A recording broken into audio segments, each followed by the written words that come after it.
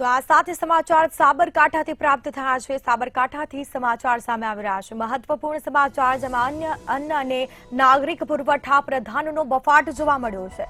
અન્ન અને નાગરિક પુરવઠા પ્રધાને બફાટ કર્યો। ભીખુસિંહ પરમારનો વિડીયો સોશિયલ મીડિયામાં વાયરલ થયો છે। રબારી સમાજના કાર્યક્રમમાં ભુવાજીની વાત કરી હતી તો ભુવાજીની વિધિથી ઝડપી સાજા થયા છે તેવું ભીખુસિંહનું આ નિવેદન સામે આવ્યું છે।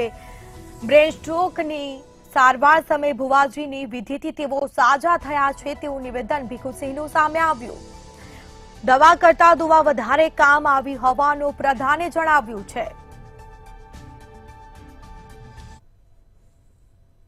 ત્યારે મારા કોઈ મિત્રએ સુરતની અંદર કોઈ ભુવાજી પાસે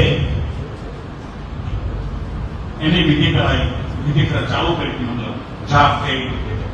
તો એને મને જે દિવસે હું દાખલ કર્યો બીજા દિવસે મને ફોનમાં એને એમ કીધું કે ભુવાજીએ તમને 8મા દિવસે રજા આપવાની કીધી છે, દવાખાનામાંથી 8મા દિવસે રજા મળી જશે।